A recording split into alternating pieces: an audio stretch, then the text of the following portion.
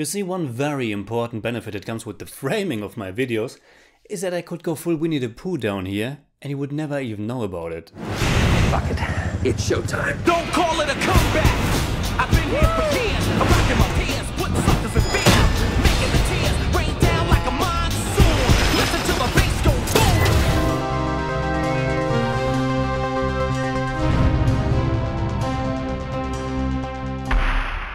Servus Freunde, my name is Jimmy Cage and some of you already know this, but I love opening credits and how they are incorporated into a movie. Therefore, no big surprise, I loved what they did with the first Deadpool, where they didn't put the actual names in it, but just fourth wall breaking stuff like starring, God's perfect idiot, a hot chick and a British villain. The question is of course, can they top themselves or at least reach the level of the previous film when it comes to the new opening credits scene? Or maybe the question is, can they top themselves or at least reach the level of the previous film when it comes to the new film in general? Well, when the opening credits sequence of Deadpool 2 is able to really move me and surprise me, they must have done something right. They don't just want to become the biggest R-rated movie in the history with their sequel, they also aim for that Best Original Song Oscar. And how to do that? By working with the one and only Celine Dion. What's true for the opening credits sequence goes for the movie in general. They constantly come back to previous jokes, establish characters and structural choices and build on them for the sequel. Adapt them, change them up, amplify what worked the last time.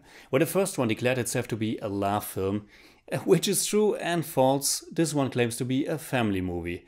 Which again is a blatant lie when it comes to the usual understanding of that term, but of course it's also true when it comes to the film's main narrative. As you've seen in the trailers, there's the small boy Russell, played by the New Zealand actor Julian Dennison, who you might know from Taika Waititi's touching Hunt for the Wilder People, which is of course addressed in that typical fourth wall breaking Deadpool fashion.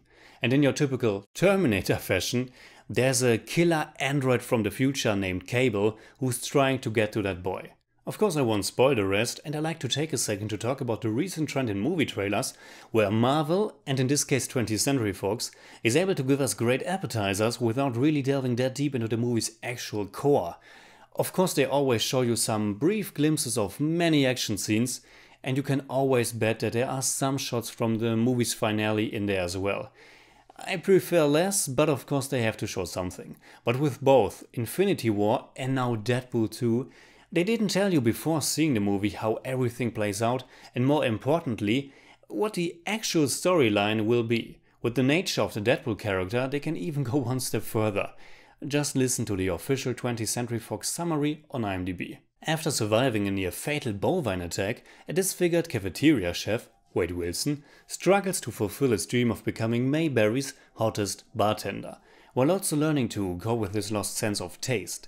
Searching to regain his spice for life, as well as a flux capacitor, Wade must battle ninjas, the Yakuza and a pack of sexually aggressive canines, as he journeys around the world to discover the importance of family, friendship and flavor. Finding a new taste for adventure and earning the coveted coffee mug title of World's Best Lover. This is just so much BS, but there's also a lot of truth to it. Despite the first one being a giant hit, director Tim Miller didn't return for the second one because of mutual creative differences with lead actor Ryan Reynolds during pre-production. According to Miller, he didn't want to make some stylized movie that was 3 times the budget. I couldn't find out exactly how big the budget was, but the first one just cost around 60 million, with a total worldwide box office of absolute ludicrous $780 million. Of course it's only natural they go way bigger in the second one, but while there's more and more outlandish action to be found, I think the film totally preserved its own identity. This one was now directed by David Leitch, who worked as a stunt coordinator for decades and only ever directed one other film before. But I think more importantly, the two guys who wrote the first film are back for the sequel. Red Reese and Paul Wernick, and this time lead actor and producer Ryan Reynolds is credited as screenwriter as well. So if you enjoyed the raunchy, R-rated humor and crass violence of the first movie, chances are you will like this one too. While being a superhero film, it's also a comedy sequel, and normally those don't have the best track records. But Deadpool 2 delivers pretty much from beginning to end, and while I thought for every 2 good jokes there's 1 mediocre and 1 bad, but that's something I already felt for the first Deadpool, overall it's a very entertaining, ironic and crazy superhero action comedy. I do think the freshness of the first one has worn off a bit, and you know their style and formula by now, but it's tweaked enough and everyone involved shows so much passion that it's made up for. From Reynolds himself, TJ Miller, Zazie Beetz as Domino to Josh Brolin as Cable, and my standout, Karan Soni as the reoccurring cab driver Dopinder. It couldn't be easier for me to pick my favorite sequence of the film. The whole introduction of X-Force and their first mission are pure gold. The whole story with the boy and Cable's involvement, on the other hand, are a bit too simple and highly predictable.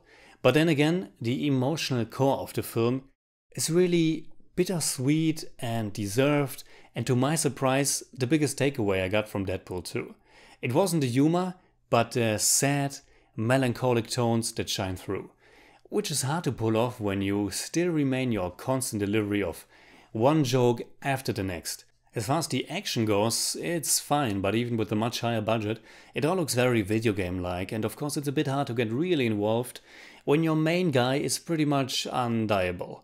But of course the movie knows that too, both of my issues, and again makes fun of it. That's just lazy writing. So to come to my conclusion, it's pretty simple. Deadpool 2 is the logical and still highly entertaining continuation of the first film. As someone who liked the last one but isn't a giant fan, I'm pretty much on the same page with this one. The film knows exactly what it wants to be and how to deliver on it, and it pretty much succeeds. So in German I'd say, Deadpool 2 hat nicht den Überraschungsknalleffekt des ersten, aber er baut auf dessen Stärken auf und serviert ein erneut verdammt brutales und witziges Superhelden-Popcorn-Comedy-Spektakel, das wirklich kein Blatt vor den Mund nimmt. Die Story ist nicht wirklich sonderlich spannend, aber die Emotionen sitzen. I give Deadpool 2 8 out of 10. It's more like 7.5, but I don't do that. It lives up to the hype, plus. Fuck it, they probably won't even make a 3. Yeah, why would they? Stop it too. You killed it. Alright, that's it like always. Comment below and let me know what you think about Deadpool 2, and also let me know what is your standout funniest joke in the film. You can hit me up on Twitter, Facebook and Instagram simply at TheJimmyCage. And if you enjoyed this video, please give me a thumbs up, share, subscribe, whatever you like, and make sure you hit that bell for all I have to tell.